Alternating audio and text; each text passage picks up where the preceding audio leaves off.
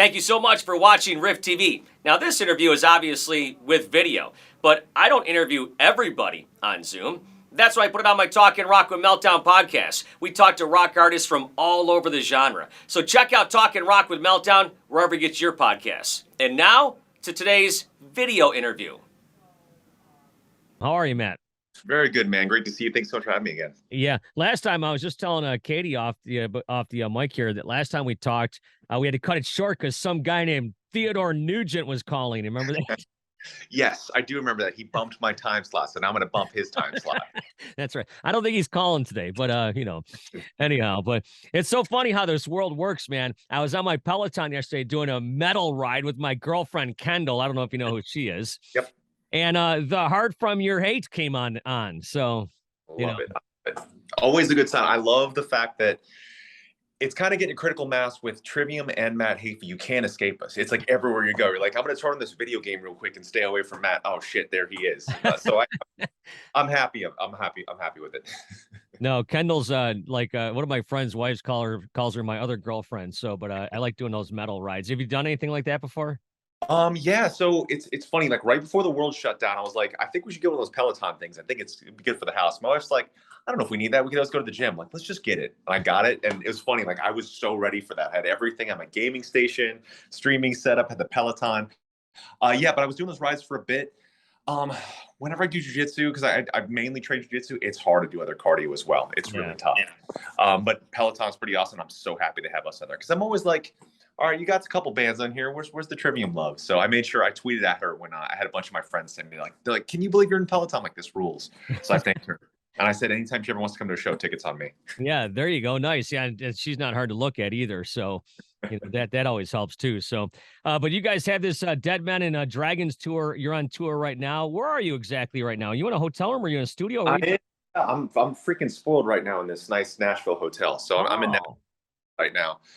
Just a day off. This tour's been amazing. We just got word that Orlando's sold out. We've had a lot of sold out shows. Tickets are flying on everything. The lineup is insane. The crowds are nuts, man. We played a show in Calgary about a week and a half ago, and it was top 10 greatest Trivium crowd in North America ever, like in 22 years. Like that's how good it was. There's just this new energy, not even just from us, but from our fans. Like I feel like our fans are just as crazy as ever. And it's like, it's not as big as a Maiden crowd, but when I look out there, it's the Maiden audience. I'll see like 6-year-olds with their parents up to like 70-year-olds with their kids who are in their 50s or 40s. And it's just amazing. I love the family environment. I love how excited everyone is, how passionate everyone is. I was actually just watching. So I heard Prince used to, after every single show, he'd watch a VHS tape of the show he just did. So I don't watch the whole thing, but I just had the replay on from last night for my Twitch because we stream every show for free, every warm up, all that stuff, every sound check for free. But I've been watching it just to like monitor to see how I'm doing, to see if am I doing well enough vocally or guitar wise. I was like, man, this sounds like a record. So we definitely put the time in. I think we prep more than any band that I've heard of. Like I've got like an hour plus warm up that's very specific for my vocals. And we do like a 30 to 45 minute band jam as well with like this mini setup that we got like a V kit and tiny amps and everything. We learned that from Megadeth and Metallica. Yeah, I was gonna say Metallica. Yeah, for sure. Yeah. Yeah. And we also do like a long sound check just to make sure we're really dialed in. So when people come out, they're really getting their money's worth. And it's funny, we did the Maiden run and Steve Harris came in at the end to thank us for being on the bill. So we've toured with him before a lot. And he looks around, he's like, you guys play a lot, huh? I was like, yeah, we just love to make sure we're nice and warm. He's like, the only other band I've seen do that is Metallica. So the fact that Steve Harris compared us to Metallica in a small way, it's another one of those amazing little instances. I'll never forget that. Yeah, that's cool. That Maiden tour. Yeah, we were talking about that last time. You mentioned this, and this might be kind of an obvious statement or maybe an observation, but you say the Trivium fans are really coming out. Do you think that because the world was locked down for so long that now things are maybe a little bit different? Right now, what we're seeing in a couple markets is so many people are going to so many things, it's becoming tough. Like Chicago, Minneapolis, and what was the other market? Chicago, Minneapolis, and Philadelphia. Those 3 markets seem so oversaturated with tours right now. Like I think there was like 10 metal shows within a 14-day span around our tour. Like the Revocation Crisian tour was playing the same night as us last night.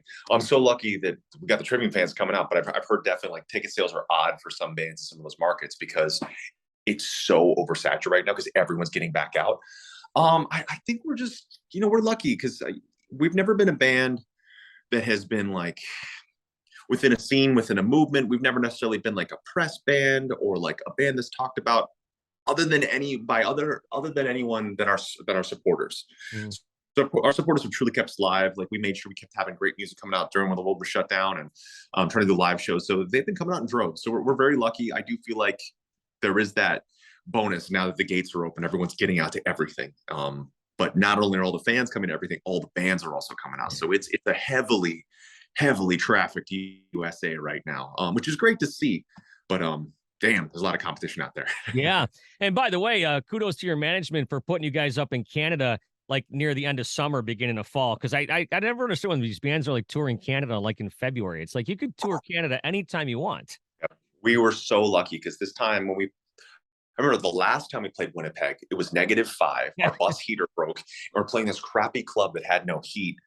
So we were just like suffering. But this time it was beautiful. Like Canada was like 50s, 60s. So that's good for Canada. That's cold for a Floridian. But it's really today's beautiful out in Nashville. So we're very thankful for the booking this time. Yeah, where are you playing tonight in Nashville? We are playing, I think it's called the Franklin Musical. Let me just double check on Master Tour. Oh, I was just curious. I've been down there a bunch of times since the pandemic broke. I got some friends down there and stuff, and I've been in and around that area. I went to the Ryman back in the spring. I've never been there before, so that was kind of cool. It's the Marathon Music Works. We've never played before. Okay, yeah. But yeah, we actually did our 4th record here. So we lived here for about like 6 or 8 weeks doing Shogun. Yeah, was that down in Record Row or whatever they call it? That was at Sound Kitchen down by Record Row. And I don't think Sound Kitchen exists anymore, but it's funny. While we were recording there, we were the first metal band that ever recorded there. We made our most techie, proggy metal record. Kenny Chesney was there, Trace Adkins was there, Leonard Skinner was there, and Miley Cyrus was there while we were there. And we're there making like a prog metal record. You should have tried to get one of them on your album. That would have been so sick. I would have loved to have all of them on the record. That would have been really cool. I heard a really funny story about Trace Atkins. You know, he's sober, right? And someone said to him, well, why did you get sober? He goes, well, I'm 6'6", and I'm 250 pounds. So I walk into a bar, and if I'm drinking too much, you know, that half of them are women, half are men. He goes, half of them are going to get, and half of them might get beat up. You got to figure out which line you're going to get in. Jeez. Funny. Yeah, I mean, I didn't know he was sober. So I think he's had that red Solo Cup song, so you might have to fill that red Solo Cup with something else now. Yeah, something, right. I think whatever. But so all right, so here's the loaded question. What do you guys have going on besides this tour? Because I know you're always doing something. Everything. So besides the tour, like I said, we stream every show. So if anyone's in somewhere else, they want to watch the show, it's for free. You don't have to pay for anything. You just watch it anytime you want. You can chat anytime you want. Now let's just stop there for 1 second. You talked about this earlier. Now this is super interesting. Are you guys one of the only bands doing this? I think so. Like, I think a lot of bands started when everything shut down, but then a lot of them stopped because it is a lot of work. It's a lot of work. It's a lot of gear. It's a lot. You have to like teach yourself how to do it because there's not really techs you hire for that. So I'm not a techie person. I teach myself how to build the stream backpack. I built 2 of those. There's always something to go wrong. There's like maybe 30 pieces or 30 components inside that backpack itself. But now that we got it dialed in, our sound guy mixes a specific mix that sounds good on cell phones through streaming because he knows a lot of people are watching on their phones, some are watching on their computers, some are watching on like casting on their TV. It is a lot of work, and it has taken years off my life just setting this thing up, but it's so worth it. So I definitely think we're one of the few bands that streams that much. I'll see bands that have like paywalls up and stuff, and for us, we figure. I've had bands ask me, hey, for streaming every show, doesn't that de-incentivize people to buy tickets? And I said, well, it's the opposite, because metal, you can't recreate the feeling of being a metal show. Right. There's something about metal and hardcore and metalcore that when you're there, it's not the same from your couch or from your toilet. And I feel like maybe pop is, or maybe country is, but metal isn't. Metal, you have to be there. So I feel like it shows people like, hey, check this thing out that you're missing out on. You got to get down there. So the streaming is constantly going. Days off, we usually will eat something local and amazing, and then we'll stream and play video games all day, or sightsee a little bit, then eat again, and play more video games. So it's more connectivity. So when I'm playing games, I'm streaming as well. But the main thing, the thing I stream 99 to 100% of the time on show days is the Trivium shows. I'm working on game scoring. I've been getting more and more. I just finished my first video game soundtrack. It's a game called Martial Arts Tycoon. It's a Brazilian jiu-jitsu style tycoon game. So you start off in Brazil and you build your own gym and your own fighters and your own players. I did the entire soundtrack. I did all the sound design. So even things like when you're hovering over the menu button, those sounds. It's me. I did all those. Is that right? Uh, the entire soundtrack is all Brazilian music. So they didn't want any metal and they didn't want any rock. So I did like samba, pagode, bossa nova. But I said, hey, I'm giving you one metal song. So I wrote a song that says like Sepultura. Of course, it's me screaming in Portuguese. I can't speak Portuguese, but I can sing it. So that stuff. I'm working on scoring for partially secrets. I can't say who, but I'm making the theme song for an esports org right now, which is really cool. So just nonstop, man. My kid's book comes out in a month or so. It's all Japanese history and Japanese gods and goddesses, monsters, and it's meant for like 6-month-old to 4-year-olds kind of thing. So that comes out in a month or so. It's called Ibaraki and Friends on Z2 Comics. Just nonstop, man. I don't like to rest. I was gonna say, don't let the grass grow beneath your feet. No, I don't like to stop. And Trivium, I can't confirm we're working on stuff, but the stuff we've been jamming is really, really cool. So yeah. So is that where you work on stuff during your warm up periods before shows? It's funny. The other day we walked up for sound check and we just started playing this new riff together. Next thing we knew, we had something special. So I like to leave the surprises of the Trivium material, but yeah, the stuff we've been cooking up together is really, really cool. We got plans for the hangar, plans for, this tour. We're rotating the set every single night. It's a different production than Maiden. So Maiden, we had one entirely specific stage setup, but this tour, it's all like, there's like golden dragons on stage. There's a Japanese gate on stage. There's different cabinet art, different artwork, rotating the set every night. It's really cool. It's a fun, exciting time. It's weird. We're almost 23 years into Trivium. But it feels like we're a brand new band still. Like even for us, the excitement for us, it feels like we just put this thing together. And it feels like the same thing seeing the audience. And I've been getting that feedback from bands, fans, and music industry alike to like, somehow it feels like you guys are a brand new band. And I really like that. I don't know what it is. I think we just love what we do so much. And I feel like it really does show. I feel like, we hear stories of bands that don't like each other, that, you've heard the stories, I've heard the stories, bands that show up in separate cars, separate hotels, separate planes, just to play a show. And I'm like, man, if I had to do that, I wouldn't do this. Like, I want to love the people I'm around, want to be with them all the time. Because if I got to be away from my kids, like I want to be with people that I enjoy being with. And I think it shows on stage. I think it shows that we really do, thankfully, have an incredibly close-knit group. Yeah, it's like I was just talking to a Snake Sabo from Skid Row, and they got the new singer Eric, and he was kind of joking in a different interview. I saw that he got together and he told Rachel, "This guy is an asshole," and of course it's like, you can be as talented as you want, but if you can't hang out with the guys either 22 hours of the day, what good is it? Oh man, yeah, that'd be prison for me. Like I still, we'll tour with bands. You could tell that the dynamic's not the same, or we'll tour with bands. They'll go, man, you guys are always hanging out. What's that all about? I'm like, well, we want to be around each other. And if I didn't, like I said, if I didn't have that, this wouldn't be for me. So I'm very, very fortunate, very happy that all 4 of us in the band have very similar chemistries. We like to work hard, like to be our best, and work to do our best and bring great music for the people that support us. Yeah, and it's you guys are one of the most fan-friendly bands that I talked to. You guys do a lot of things for the fans, and I think that just my perspective from the outside in is that you always seem to approach things from like when you were a kid, maybe what you'd want to see your bands doing. Is that right? 100%. Yeah, because I've always had, I've had some great interaction with heroes. Like I said, the Steve Harris interaction just from a couple of weeks ago was super cool. Or first time I ever met Bruce Dickinson in 2006, he interviewed us on his radio show. I asked him a bunch of questions about vocals, and he's like, you know what? Someday you'll have a voice like Ronnie James Dio. And to have Bruce Dickinson tell me that when I'm like 19 was like a very formative thing.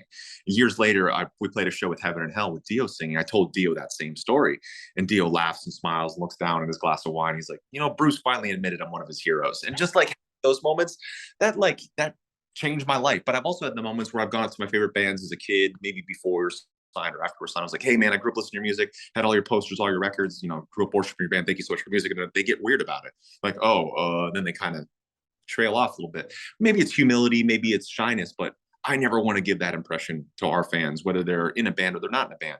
And it's been really cool talking to younger people who are in really killer bands coming up who are like, oh, I grew up listening to your band, so thank you so much for the music. And I want to make sure we always give an encouraging, good moment for anyone that could ever come across us, even if we're having a bad moment. I remember what show was it? Calgary, the one I said was one of the top 10s. I had a brutal stomach flu. Like I couldn't even stand up at sound check. I had to sit down in a chair for sound check. I ate probably 100 calories that day, barely drank any water, but we had a sold out VIP meet and greet. I made sure I smiled and talked to every single person I could, made sure the show went well. But they cured me for the show. That 90 minutes for the show, I felt amazing, and it was incredible performance. So it's like that kind of, it's like a cyclical, it's like a it's a great relationship in that they get to feed us and we get to feed them, both energy and inspiration and positivity. And even though metal is very aggressive and can get very dark thematically, our whole mission is always to make people feel good. Like, it's always to make people feel like if they're feeling something dark and they see one of our dark songs, that they can find some connectivity and realize they're not the only one feeling that, and that we can make them want to keep going. I remember during those 2.5 years where people weren't able to go shows, and some countries had tighter lockdowns than others, and people were like, it was me in my apartment for 2 years, and and they would tell me if they didn't have the stream, they don't think they'd still be here. They're like, we had no other connectivity other than the people we'd see in chat, but like, that made us get through it. And so hearing those stories, it's really intense. It is a lot. And I think some bands, hearing that kind of stuff could be a little bit much, but I'm thankful that the four of us are always comfortable with that. We're always ready to be like, that's why we do this. We do this to make sure to instill, at surface level, it's fun music for someone to listen to at the gym or they're driving to work. But at the next level, if it's something that they can connect to and feel good and want to be inspired to live a positive life and take care of their mind and body, that's my goal, to make sure just people feel good and people want to share this world that we get to share with everyone and welcome all and make it a fun, accepting place for everyone. And that's the key. That's the goal of everything that I do, making people feel good. Yeah, and to get some people away from their regular everyday lives for a little while. Yeah. If we're going to be an escape, or we're going to be a punching bag or a therapist couch, whatever we are, I want us to be that thing for everyone. Speaking of dark, we're in the Halloween season. Are you a haunted? Are you a horror movie fan? I am. I used to like the splattery, gory stuff. And not so much these days, unless it's like the 80s, 90s stuff. I really like the kind of more psychological stuff, the stuff that Paulo kind of got me into, like the Witch, Hereditary. I feel like Northman's not really horror, but that kind of realm is what I'm really into. But I do love the Korean stuff, like Old Boy, Sympathy for Mr. Vengeance, Lady Vengeance, but those always make you feel like crap. My kids love spooky stuff. It's probably because metal and both their parents have worn black since they were teenagers. So we're definitely watching like Nightmare Before Christmas on those days that I get home. I luckily have a day off in Orlando after the show, so we're going to celebrate Halloween early. I'll get dressed up in the same like skeleton costumes and all that. Yeah, get a chance. I think for my money, Smile's been one of the best horror movies that came out, the last few months. Smile. Okay, I got to check that out.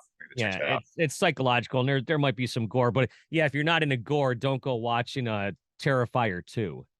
Yeah, those are like, it's like fun, and like the first time I saw 1 and Saw 2, I was like, all right, this is cool, this is unique. But then after a while, like Hostel 2, you're like, all right, this is too much of the same thing. But I love Jordan Peele's take on horror. Like Us was incredible. I think it was called, was it Us and Them? I can't remember the name of his two films so far. I don't remember those. You just bringing it up, I thought you were thinking about Don't Breathe, but I don't think that's him. But yeah, that Don't Breathe takes place here in Detroit, and also his new movie called Barbarian takes place in Detroit as well. I heard that's amazing. Yeah. Yeah, Detroit's always a good spot for like horror movie settings. can be a little scary. Yeah, Dawn of the Dead is I think Detroit, isn't it?